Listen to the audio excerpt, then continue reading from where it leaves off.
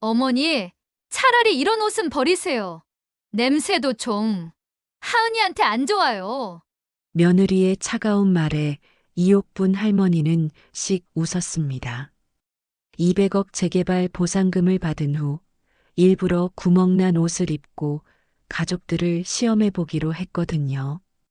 돈 앞에서 사람이 얼마나 변하는지 내 눈으로 확인하고 분명히 나눠줘야지.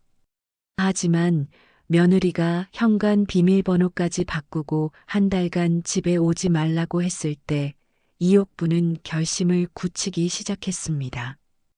과연 이 시험의 진짜 결과는 무엇이었을까요? 매일 마음을 흔드는 이야기 하나씩 전해드립니다. 구독, 알림 설정은 언제나 무료니까요. 사연 들으시면서 마음에 닿았다면 살짝 응원 부탁드립니다.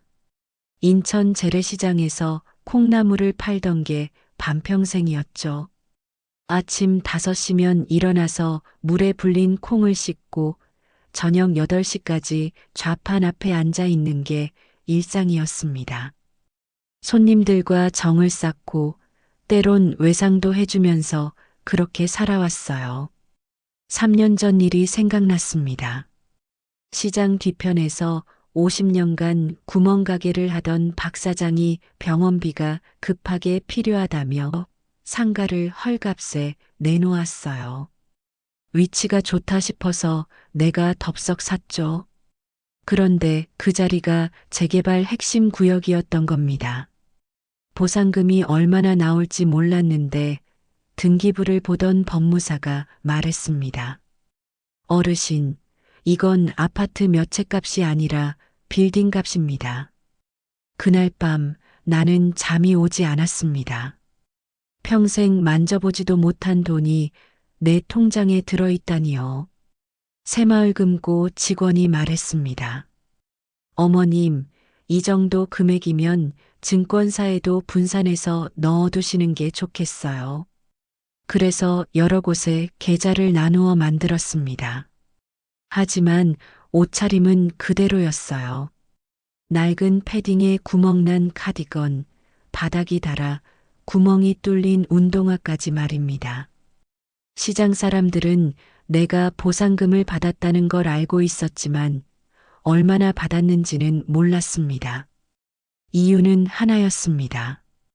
돈 앞에서 사람이 얼마나 변하는지 내 눈으로 확인하고 분명히 나누어 주고 싶었거든요. 아들 민수는 40이고 며느리 수지는 37입니다. 손녀 하은이는 8살이에요. 셋은 서울 목동의 오래된 아파트에 살고 있었습니다. 나는 한 달에 한 번씩 김치며 장조림을 해서 들고 갔어요.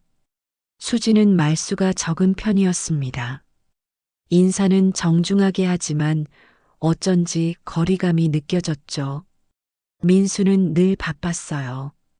회사 일로 전화를 받거나 컴퓨터 앞에 앉아서 뭔가를 열심히 타자치고 있었습니다. 겉으로는 평온해 보였지만 어쩐지 마음 한구석이 불편했습니다.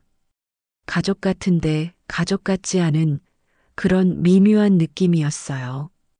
하은이만이 유일하게 진짜였습니다.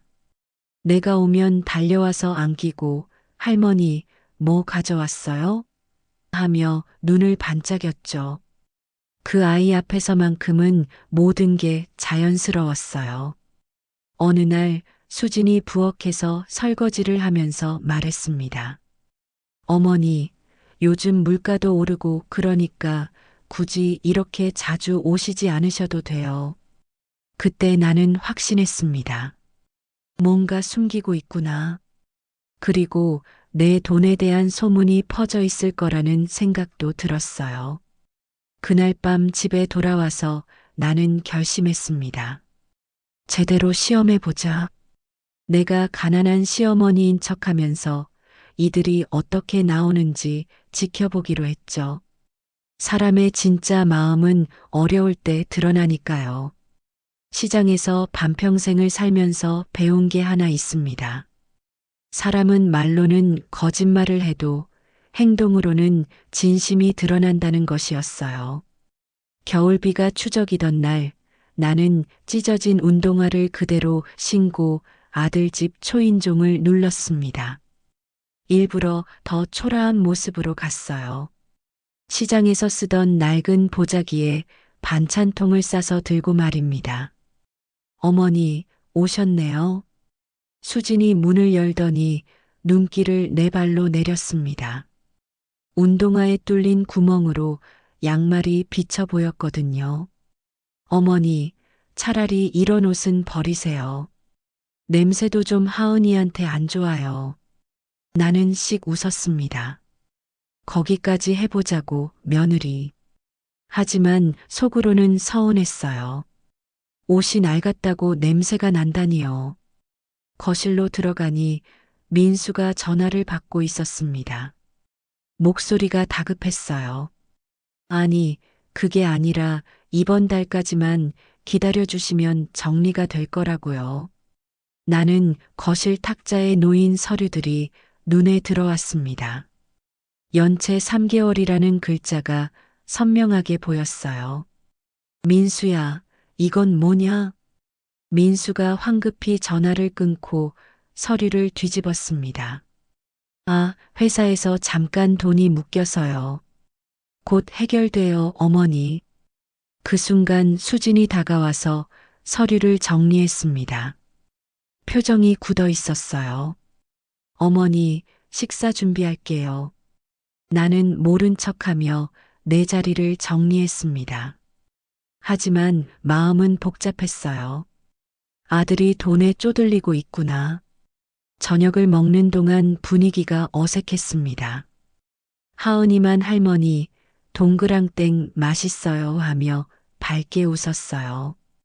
그 아이라도 있어서 다행이었습니다. 식사 후 설거지를 돕겠다고 하니 수진이 말했습니다. 괜찮아요, 어머니. 편히 쉬세요. 나는 거실 소파에 앉아 텔레비전을 보는 척 했습니다. 그때 베란다에서 수진이 누군가와 통화하는 소리가 들렸어요. 네, 알겠어요. 이번 달까진 제가 막아볼게요.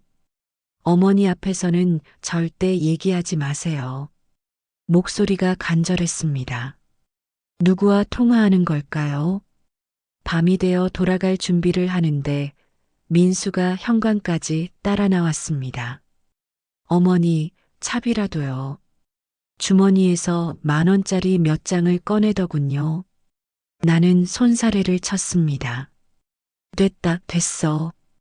버스비 정도야.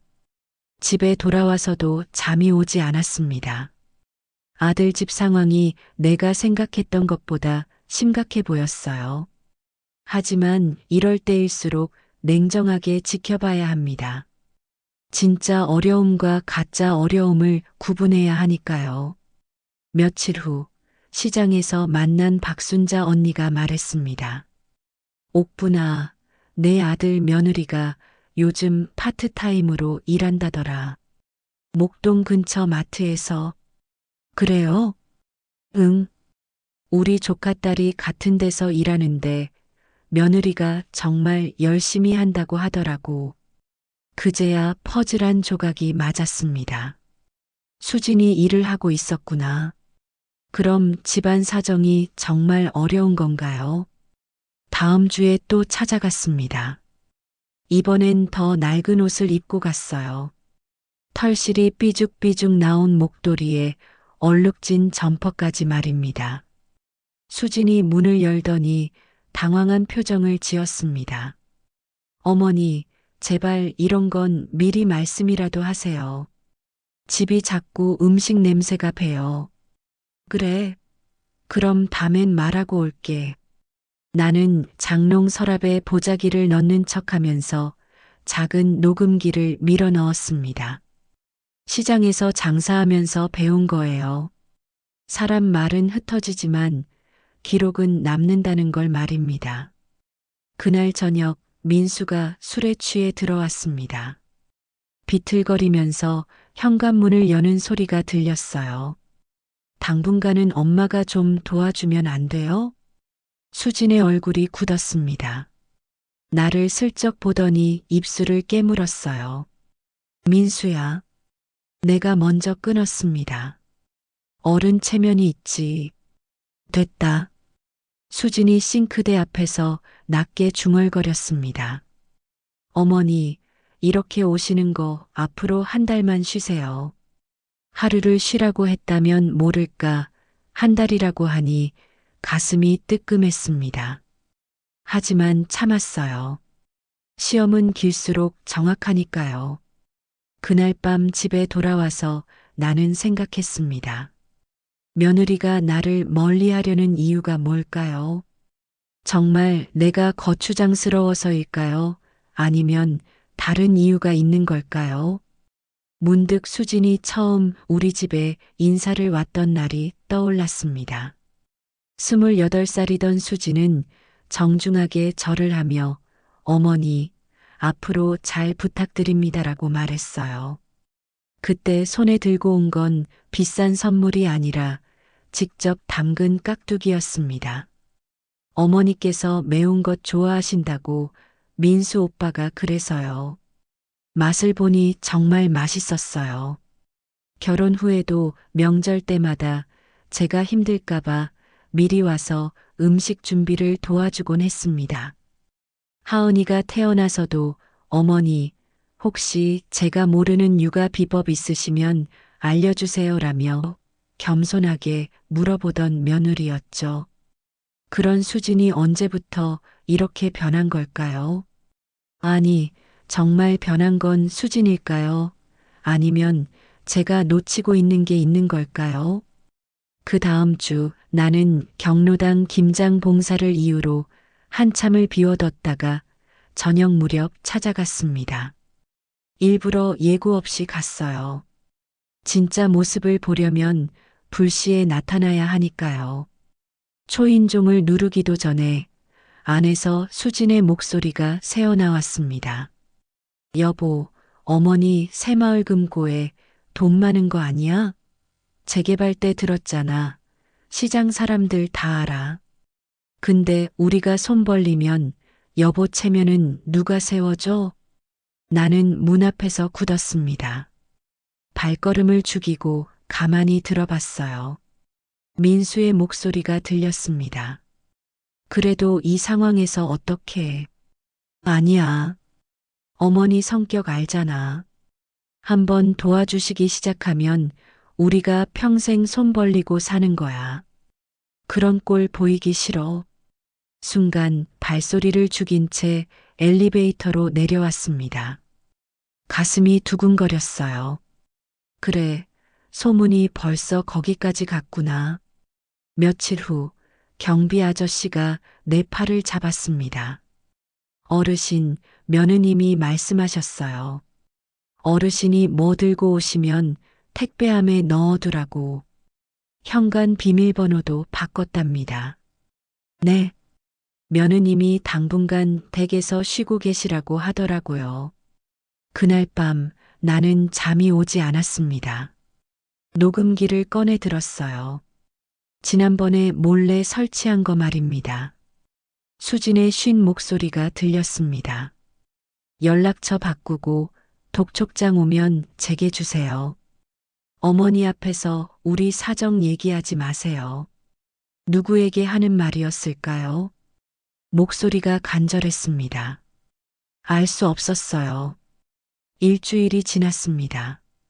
하은이가 보고 싶어서 초등학교 앞에서 기다렸어요. 아이가 나오자 달려와서 안겼습니다. 할머니, 왜 우리 집에 안 와요?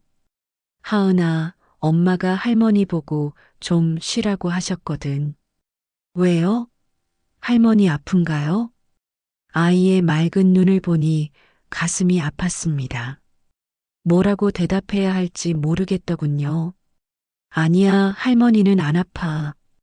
그냥 엄마가 바쁘셔서 그래. 하은이와 함께 떡볶이를 먹었습니다. 아이는 엄마가 요즘 밤늦게 일해요. 아빠는 전화만 계속 받아요라고 말했어요. 집에 데려다 주면서 수진을 만났습니다. 아이 손을 잡고 나오던 수진의 얼굴이 굳었어요. 어머니, 하은이를 왜?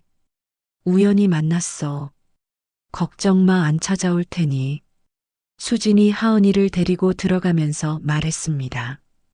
앞으로는 이런 일 없도록 해주세요. 그 말이 가슴에 박혔습니다. 손녀를 만나는 것조차 허락하지 않겠다는 뜻인가요? 며칠 후 시장에서 만난 김옥순 언니가 귀띔해줬습니다. 옥분아, 내 며느리 요즘 새벽까지 일한다더라. 편의점 야간 알바까지 한다고 하던데. 정말요? 응. 우리 동네 편의점 사장이 그러는데 정말 성실하다고 하더라고. 근데 왜 그렇게 돈이 급한 걸까? 나는 점점 혼란스러워졌습니다.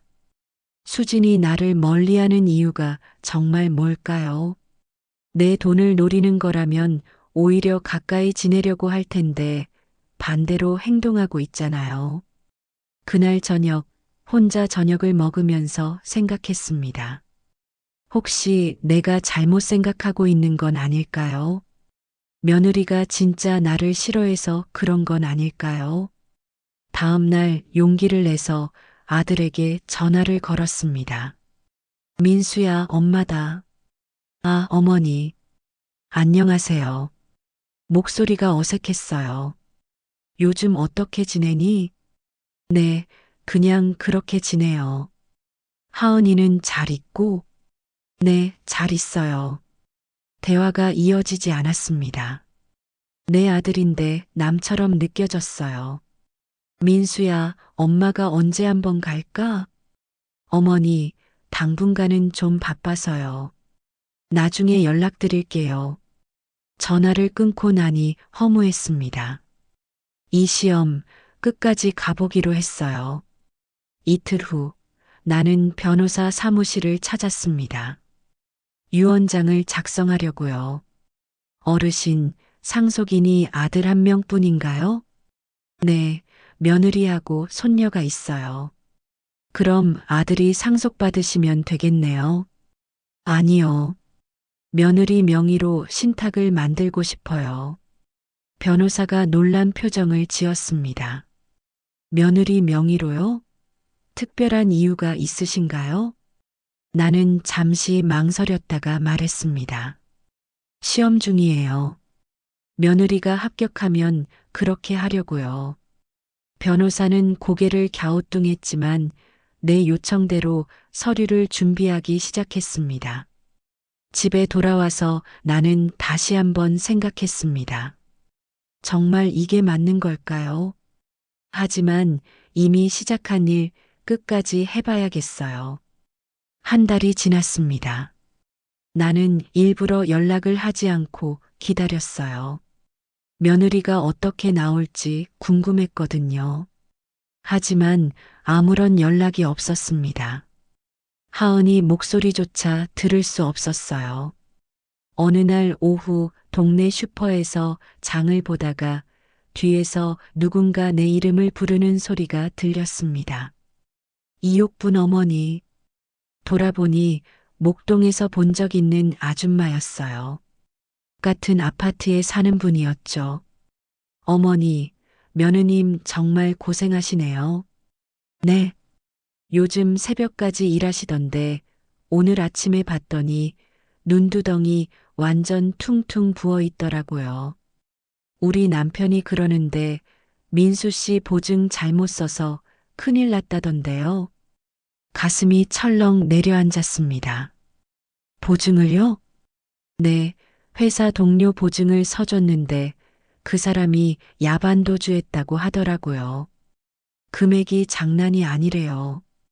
그제야 모든 게 명확해졌습니다. 수진이 나를 멀리한 이유, 밤늦게 일하는 이유, 현관 비밀번호까지 바꾼 이유 말입니다. 집에 돌아와서 나는 한참을 앉아 있었습니다. 내가 얼마나 어리석었던 걸까요? 며느리는 내 돈을 노리는 게 아니라 오히려 나를 지키려고 했던 거였어요. 다음 날 나는 목동으로 갔습니다. 하지만 집에 가는 대신 근처를 서성거렸어요. 어떻게 얼굴을 마주해야 할지 모르겠더군요. 저녁 무렵 편의점에서 나오는 수진을 봤습니다. 야간 알바를 마치고 나오는 모습이었어요. 얼굴이 너무 야위어 있었습니다. 눈 밑에는 다크서클이 짙게 깔려 있었고요. 나는 뒤따라갔습니다. 수진이 아파트 앞 벤치에 앉더니 한숨을 쉬었어요. 그리고 핸드폰으로 누군가와 통화를 시작했습니다. 네, 이번 달 말까지는 제가 뭐든 해볼게요. 제발 조금만 더 기다려주세요. 목소리가 떨리고 있었습니다. 시어머니한테는 절대 알리면 안 돼요. 그분은 평생 고생만 하셨는데 이런 걸로 마음 아프시게 하면 안 되거든요. 나는 그 자리에 선 채로 울었습니다. 며느리가 나를 이렇게 생각하고 있었구나. 며칠 후 나는 민수에게 전화를 걸었습니다. 민수야, 엄마가 좀 물어볼 게 있어. 네, 어머니. 내가 보증을 섰다면서? 전화 너머로 한동안 정적이 흘렀습니다. 어머니, 그걸 어떻게? 동네에서 다 소문났더라. 얼마나 큰 일이냐? 민수가 한숨을 쉬었습니다. 어머니, 죄송해요.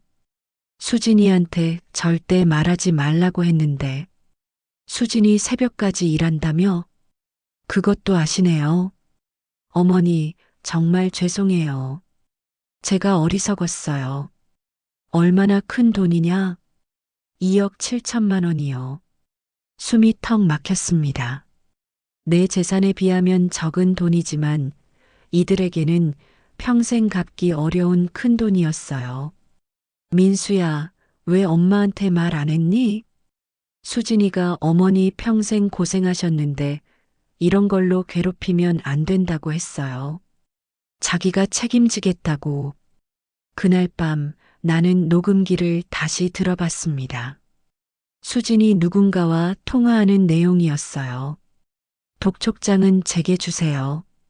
어머니 앞에서 우리 사정 얘기하지 마세요. 어머니는 서울 말도 서투신 시골 어른이에요.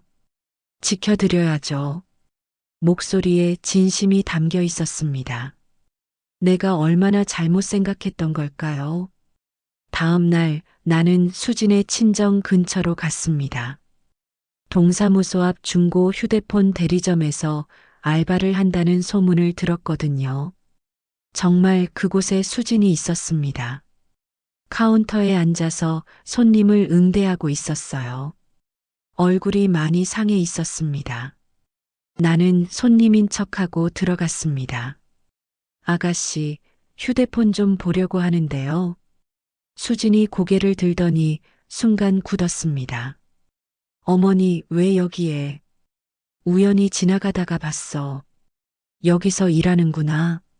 수진의 눈에 눈물이 고였습니다. 어머니, 죄송해요. 차라리 미워하시는 게 쉬울 것 같아서 제가 좀 모질게 굴었어요. 내가 나를 지키고 있었구나. 민수가 회사 동료 보증을 잘못 써서 일단 제가 맡고 있어요. 어머니 소문이 퍼져서 채권자들이 혹시 어머니한테 찾아갈까 봐서요. 나는 그 자리에서 결심했습니다. 시험은 끝났어요. 이제는 내가 나설 차례였습니다. 수진아, 집에 가자. 이제 엄마가 다 해결해 줄게. 수진이 고개를 저었습니다. 어머니, 안 돼요. 왜 안 되니? 가족인데. 그때 비로소 수진이 펑펑 울기 시작했습니다. 수진의 울음소리가 좁은 알바 매장 안에 울려 퍼졌습니다. 지나가던 손님들이 힐끔힐끔 쳐다봤지만 수진은 멈출 수가 없는 것 같았어요. 어깨가 들썩거리며 소리 없이 흐느끼는 모습을 보니 제 가슴도 아팠습니다. 수진아, 그만 울어. 사람들이 다 봐. 어머니. 수진이 마스크로 얼굴을 가리며 말했어요. 정말 죄송해요. 제가 너무 못된 며느리였어요. 수진의 울음소리가 좁은 알바 매장 안에 울려 퍼졌습니다. 지나가던 손님들이 힐끔힐끔 쳐다봤지만 수진은 멈출 수가 없는 것 같았어요. 어깨가 들썩거리며 소리 없이 흐느끼는 모습을 보니 제 가슴도 아팠습니다. 수진아, 그만 울어. 사람들이 다 봐. 어머니. 수진이 마스크로 얼굴을 가리며 말했어요. 정말 미안해요. 제가 너무 못된 며느리였어요. 저는 수진의 어깨를 토닥여줬습니다. 괜찮다, 괜찮아. 이제 다 알았으니까. 하지만 어머니 돈은 정말 안 돼요. 저희가 알아서 해야 해요. 수진의 고집이 여전했어요. 그 모습을 보니 더욱 안쓰러웠습니다. 이 아이가 얼마나 혼자서 버텨왔을까요? 그날 저녁 집으로 돌아와서 저는 깊은 생각에 빠졌어요. 수진의 진심을 확인했지만 동시에 이 아이가 얼마나 완고한지도 알았습니다. 제가 직접 나서서 도우려고 해도 받지 않을 거예요. 며칠 후 설 전날이 되었습니다. 아무리 섭섭한 일이 있어도 명절만큼은 가족이 함께 있어야 한다는 생각에 반찬을 준비했어요. 하은이가 좋아하는 동그랑땡을 부치고 김치찌개용 김치도 담았습니다. 하지만 마음 한편으로는 불안했어요. 수진이 또 저를 막을까 봐서요. 아파트 현관 앞에 도착해서 초인종을 누르려는데 안에서 현관문이 닫히는 소리가 들렸습니다. 수진이 저를 보더니 문틈으로 얼굴만 내밀었어요. 어머니, 오늘은 정말 안 됩니다. 저희도 사정이 있어요. 예상했던 일이었지만 가슴이 아팠어요. 수진의 얼굴이 며칠 전보다 더 야위어 보였습니다. 나는 하은이 좋아하는 동그랑땡만 놓고 갈게. 그런 거 필요 없어요. 수진의 눈빛이 얼음처럼 차가웠습니다. 그때 복도 끝에서 하은이가 울먹이며 뛰어왔어요. 할머니, 추워. 안 들어와? 수진이 하은이를 번쩍 안고 들어가며 저에게 등을 돌렸습니다.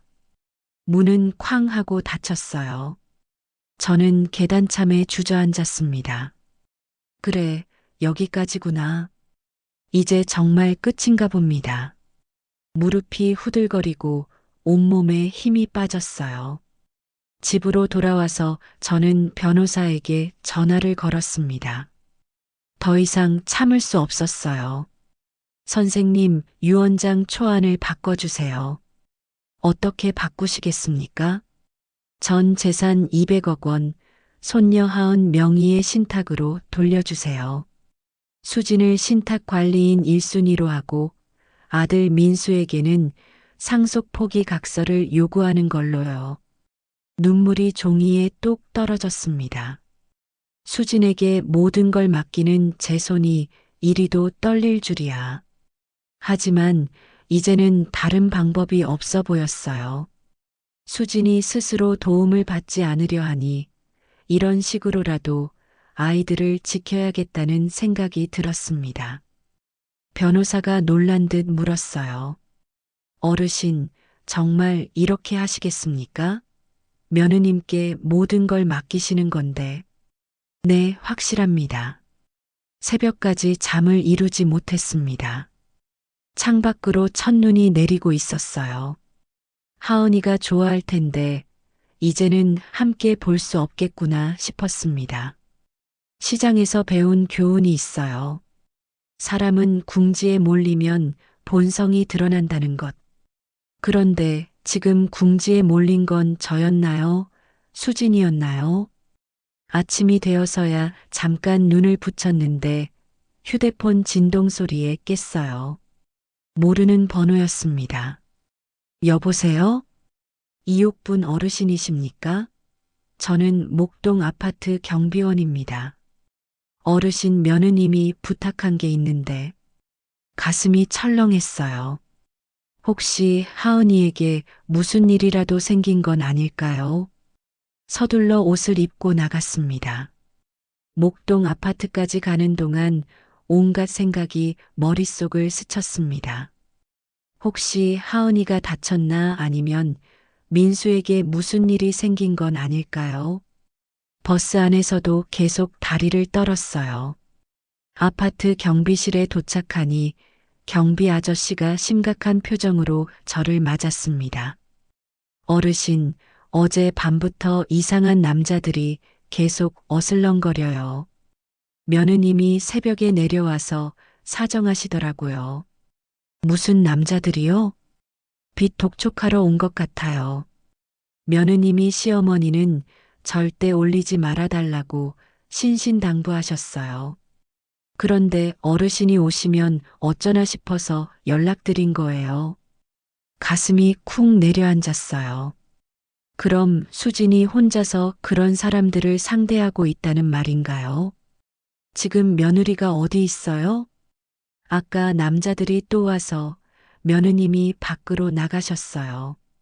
집에 아이가 있으니 여기서 얘기하지 말자고 하시면서요.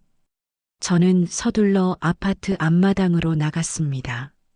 멀리서 수진이 정장 입은 남자 3명과 이야기하고 있는 모습이 보였어요. 수진의 어깨가 잔뜩 움츠러들어 있었습니다. 가까이 다가가서 들어보니 남자들 목소리가 점점 커지고 있었어요. 이 여자가 자꾸 미루기만 하네. 사장님도 기다릴 때가 있고 안 기다릴 때가 있어. 조금만 더 시간을 주세요. 제가 알바라도 해서 조금씩이라도. 알바로 언제 갚아? 그 큰 돈을 말이야?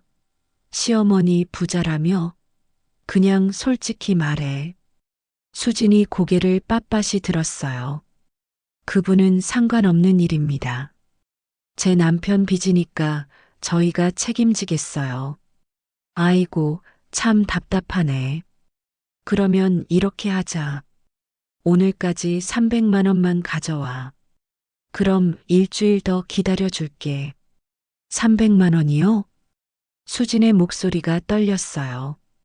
그 돈이 어디 있겠어요? 알바비로는 한 달에 겨우 80만 원 정도나 받을 텐데.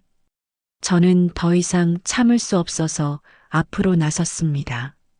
내 며느리한테 뭐 하는 거예요? 남자들이 저를 보더니 서로 눈짓을 주고받았어요. 어르신이 시어머니신가 보네. 며느리가 계속 시간만 끌어서요. 어머니 가세요. 수진이 급하게 제 팔을 잡았어요. 제가 처리할 수 있어요. 뭘 처리해? 너 혼자서. 얼마나 힘들었니? 저는 수진의 손을 꽉 잡았어요. 손이 얼음장처럼 차가웠습니다. 남자 중 한 명이 저에게 다가왔어요. 어르신, 며느리가 자꾸 고집을 부리네요. 그냥 도와주시면 될 일을. 얼마예요? 2억 5천만 원인데 이자까지 합쳐서 2억 7천. 알겠어요. 내일까지 준비할 테니까 그만 가세요. 수진이 제 팔을 더 세게 잡았어요. 어머니, 안 돼요. 어머니 돈에 손댈 수는 없어요. 왜 안 되니? 가족인데. 그때 비로소 수진이 펑펑 울기 시작했었는데 지금 다시 보니 그때와 똑같은 표정이었어요. 절망과 미안함이 뒤섞인 얼굴. 남자들이 서로 쳐다보더니 씩 웃었어요. 그럼 내일 이 시간에 여기서 만나요. 현금으로 준비해 주시고. 남자들이 떠나고 나니 수진이 그 자리에 주저앉았어요. 어머니, 제가 막으려고 했는데. 그만해, 수진아. 이제 다 알았으니까. 저는 수진을 부축해서 일으켜 세웠어요. 이 아이가 얼마나 혼자서 버텨왔을까요? 제가 시험이라며 괜한 고집을 부리는 사이에. 집에 가자. 그날 밤 저는 수진과 민수를 불러 앉혔습니다. 하은이는 방에서 재우고 거실에서 진지한 대화를 나눴어요. 이제는 모든 걸 털어놓을 때가 왔습니다. 거실에 앉아서 저는 먼저 민수를 바라봤습니다. 민수는 고개를 푹 숙이고 있었고 수지는 여전히 눈가가 빨갛게 부어 있었어요. 민수야, 어떻게 된 일인지 처음부터 말해봐. 민수가 떨리는 목소리로 말했어요. 회사 후배가 사업 자금이 필요하다고 해서 보증을 서줬어요. 그런데 그 친구가 갑자기 잠적해 버렸어요. 연락도 안 되고 수진이 민수 말을 가로막았어요. 어머니, 저희가 해결할 수 있어요. 제가 알바도 하고 있고 애 아빠도 다른 일자리 알아보고 있어서. 수진아, 저는 수진의 손을 잡았어요. 너 혼자 다 감당하려고 하지 마. 그때 저는 가방에서 녹음기를 꺼냈습니다. 수진의 표정이 굳었어요. 이게 뭐예요? 내가 한 말들이야. 들어볼까? 녹음기에서 수진의 목소리가 흘러나왔어요. 독촉장은 제게 주세요. 어머니 앞에서 사정 얘기하지 마세요. 민수가 깜짝 놀라며 수진을 봤어요. 여보, 언제 이런 말을. 어머니는 서울 말도 서툰 시골 어른이에요. 지켜드려야죠. 수진의 눈에서 눈물이 또다시 흘러내렸어요. 어머니, 저는 정말. 알아, 다 알고 있어. 저는 녹음기를 끄고 수진을 바라봤어요. 내가 나를 지키려고 했다는 것도, 혼자 얼마나 힘들었는지도. 민수가 머리를 감싸쥐고 있었어요. 엄마, 죄송해요. 제가 너무 한심해서. 이제 그만하고 해결책을 찾아보자. 저는 서랍에서 통장을 꺼내 테이블 위에 놓았어요. 민수와 수진의 눈이 둥그레져 있습니다. 어머니, 이게 재개발 보상금이야. 200억 원. 거실이 조용해졌어요. 민수가 입을 벌렸다 닫았다 했고 수진은 손으로 입을 막고 있었어요. 200억이요? 어머니, 정말? 응.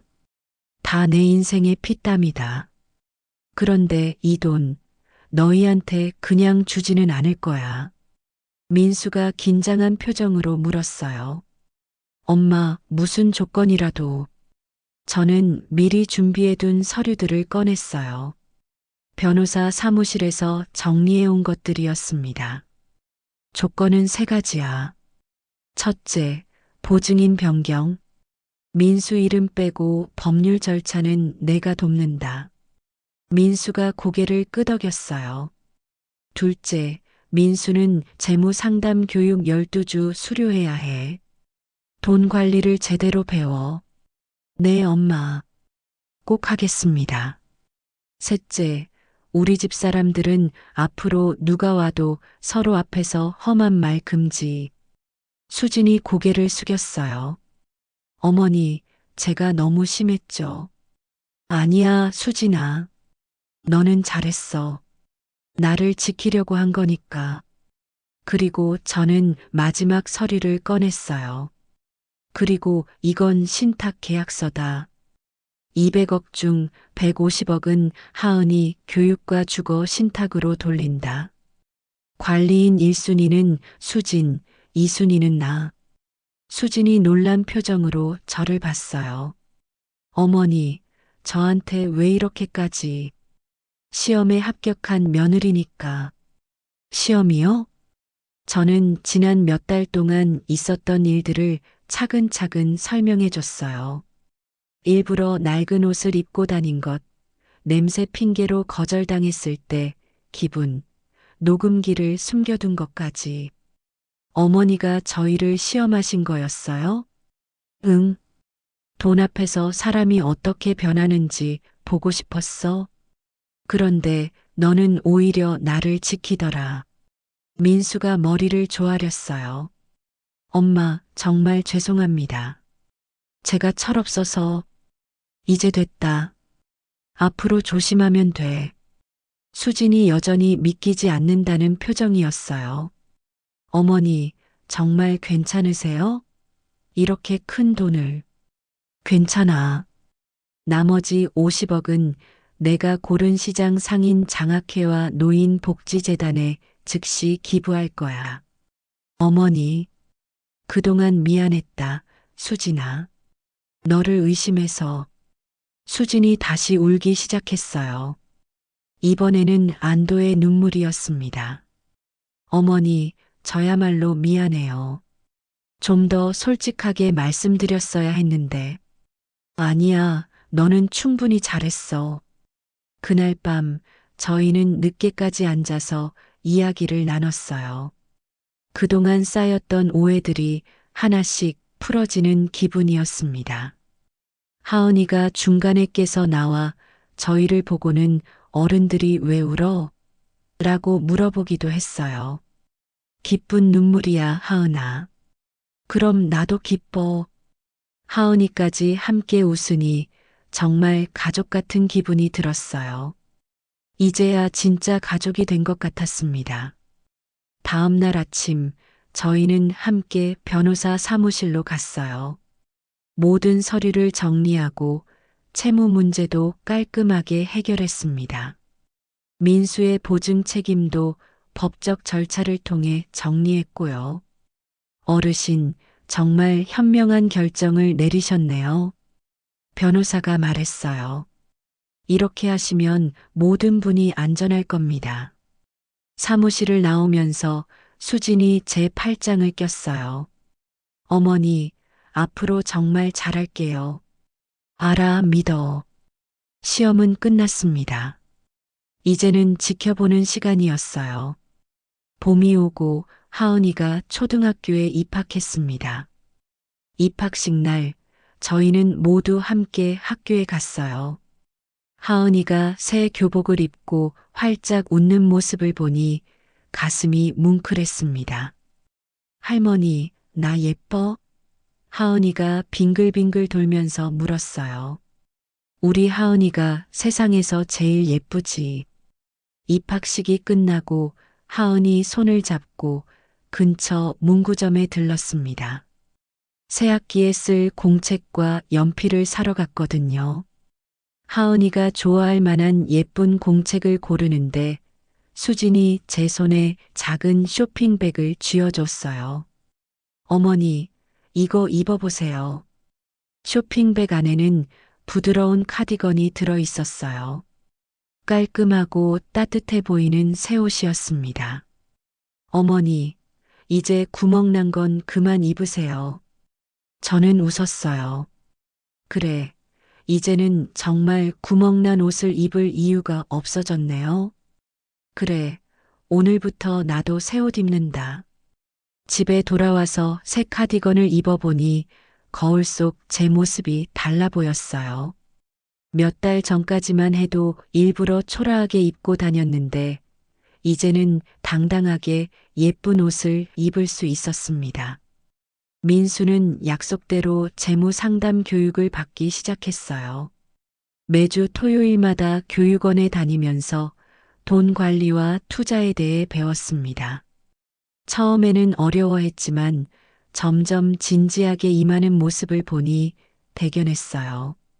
엄마, 이제야 돈이 얼마나 무서운 건지 알 것 같아요. 민수가 어느 날 말했어요. 함부로 보증 같은 거 서면 안 되는 거였네요. 그래, 이제라도 깨달았으니 다행이야. 교육을 마친 민수는 작은 회사를 새로 시작했어요. 이번에는 신중하게 사업 계획을 세우고 무리하지 않는 선에서 차근차근 키워나갔습니다. 수진도 알바를 그만두고 민수의 일을 도왔어요. 매주 금요일이면 새 식구가 인천 소래폭으로 놀러 왔습니다. 저와 함께 바닷가를 걸으며 이야기를 나누고 포장마차에 앉아 따뜻한 국물과 오뎅을 먹었어요. 할머니, 바다 보니까 기분이 좋아져. 하은이가 제 손을 잡고 말했어요. 그래, 할머니도 하은이랑 있으니까 기분이 좋아. 어느 날 하은이가 갑자기 물었어요. 할머니, 우리 부자야? 저는 하은이의 머리를 쓰다듬었어요. 아이의 맑은 눈동자가 궁금해하고 있었습니다. 우리는 부자보다 든든한 가족이야. 든든한 가족이 더 좋은 거야? 그럼 훨씬 좋지. 돈은 없어질 수도 있지만 가족은 평생 함께 하니까. 하은이가 고개를 끄덕이며 웃었어요. 아직 어린 나이지만 무언가 이해한 것 같았습니다. 시장 사람들도 많이 변했어요. 처음에는 제가 갑자기 부자가 됐다는 소문에 들떠하던 사람들이 있었는데, 제가 장학회와 복지재단에 기부했다는 소식이 퍼지고 나서는 오히려 존경하는 눈빛으로 바라봤어요. 언니 정말 대단해. 그 많은 돈을 가족들하고 어려운 사람들을 위해 쓰다니. 순대국밥집 사장 내외가 말했어요. 돈은 혼자 쓰라고 있는 게 아니야. 나눠야 의미가 있는 거지. 어느 여름날 수진이 갑자기 저를 찾아왔어요. 표정이 뭔가 설레는 것 같았습니다. 어머니, 말씀드릴 게 있어요. 뭔데 그렇게 좋아하면서? 임신인 것 같아요. 저는 깜짝 놀라서 수진을 바라봤어요. 정말? 네, 아직 확실하지는 않지만 병원에 가보려고요. 며칠 후 수진의 임신이 확실해졌다는 소식을 들었을 때 저는 정말 기뻤어요. 하은이도 곧 언니가 된다는 사실에 신나했고요. 할머니, 동생이 생기면 할머니가 더 바빠지겠다. 하은이가 말했어요. 바빠도 좋아. 할머니는 너희들이 많을수록 좋거든. 가을이 되어 하은이가 초등학교 생활에도 익숙해지고 민수의 사업도 안정되어 갔어요. 수진의 배도 조금씩 불러오기 시작했고요. 어느 날 밤 저는 새로 받은 카디건의 단추를 만지며 잠자리에 들었어요. 구멍 난 옷은 더 이상 필요 없었습니다. 시험도 끝났고 이제는 정말로 가족으로서 서로를 믿고 의지할 수 있게 되었거든요. 창밖으로 첫눈이 내리고 있었어요. 작년 이맘때만 해도 얼마나 마음이 복잡했는지 모르겠습니다. 수진이 저를 거절할 때마다 가슴이 아팠는데 이제는 그 모든 게 이해가 되었어요. 돈은 사람을 흔들지만 사람은 결국 사람으로 증명됩니다. 수진이 그걸 보여줬어요.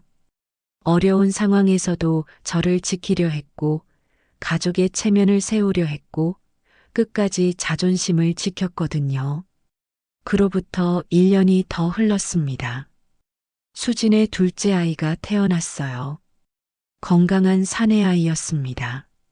분만실에서 나온 수진을 처음 본 순간 저는 눈물이 났어요. 고생 끝에 낙이 온다더니 정말 그런 것 같았습니다. 어머니, 아기 보러 오세요. 수진이 환한 미소로 말했어요. 신생아실 유리창 너머로 작은 아기를 봤을 때 마음이 벅찼습니다. 하은이를 처음 봤을 때와 똑같은 기분이었어요. 할머니, 동생이 나랑 닮았어요? 하은이가 제 손을 잡고 물었습니다. 그럼 똑같이 예쁘게 생겼지. 민수의 사업도 점점 안정되어 갔어요. 처음에는 작은 사무실에서 시작했지만 이제는 직원도 여러 명 두고 제법 번듯한 회사가 되었습니다. 무엇보다 민수가 달라졌어요. 예전처럼 무모하게 결정하지 않고 모든 일을 신중하게 처리했습니다. 엄마, 이제 정말 든든해요. 민수가 어느 날 말했어요. 돈 관리도 배웠고 수진이도 저를 믿어주고 있어서요. 가을이 되어 하은이가 초등학교 2학년이 되었을 때 뜻밖의 소식을 들었습니다. 민수가 보증을 섰던 그 친구가 연락을 해온 거예요. 외국에서 사업이 잘 되어서 돈을 갚겠다는 내용이었습니다. 엄마 믿어지세요? 그 친구가 연락이 왔어요. 민수가 흥분해서 말했어요. 정말? 얼마나 갚겠다는 거니? 원금에 이자까지 해서 3천만 원을 보내겠다고 해요. 수진이 옆에서 조용히 말했어요. 그 돈은 어머니께 드려야죠. 어머니가 대신 갚아주신 거니까요. 아니야, 너희가 가져.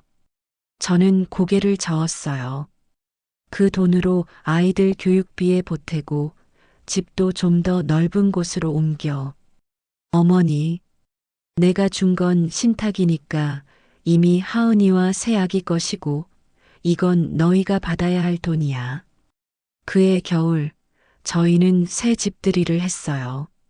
목동에서 좀 더 넓은 곳으로 이사한 거였습니다. 방도 하나 더 늘어나고 거실도 넓어졌어요. 어머니, 이제 언제든 편하게 오세요. 수진이 새 집 열쇠를 제 손에 쥐어주었어요. 고마워, 수진아. 새 집 거실에 앉아 차를 마시는데 하은이가 갓난아기인 동생을 조심스럽게 안고 있었어요. 할머니, 동생이 우리 가족이 된 지 벌써 6달이에요. 그래, 시간 참 빨리 간다. 할머니, 우리 정말 행복한 가족이죠? 저는 하은이의 머리를 쓰다듬었어요. 그럼 세상에서 제일 행복한 가족이야.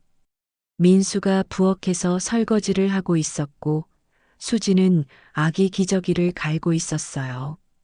평범한 저녁 풍경이었지만 이보다 더 소중한 건 없을 것 같았습니다.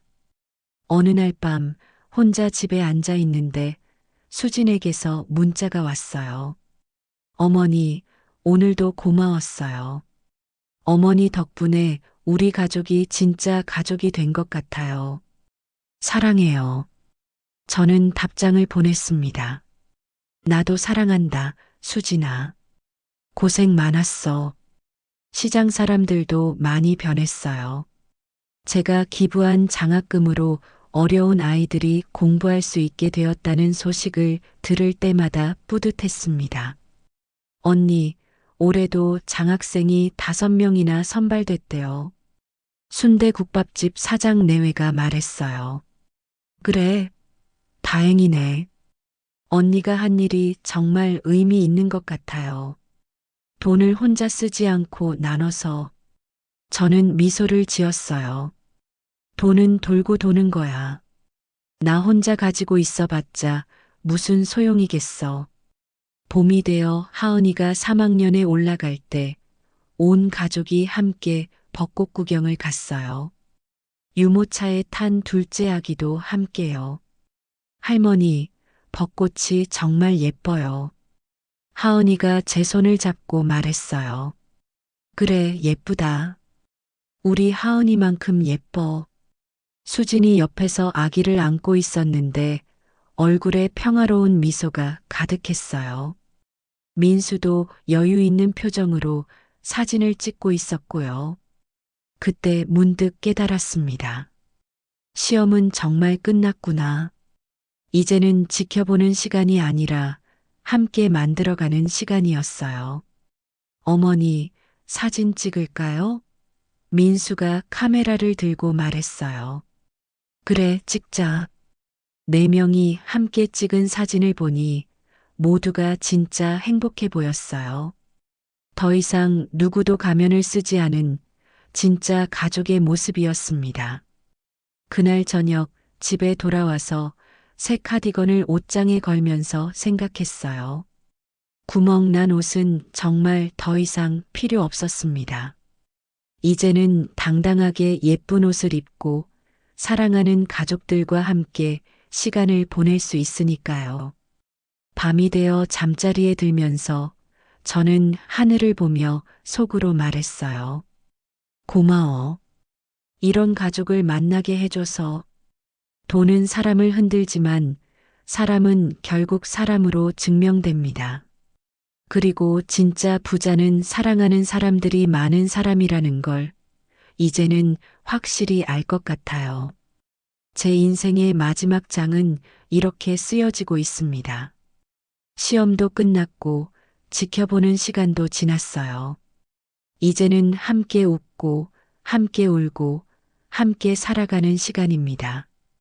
오늘 사연이 마음에 남으셨다면 구독과 좋아요, 댓글로 함께 기억해 주세요. 여러분의 한마디가 다음 이야기의 시작이 됩니다.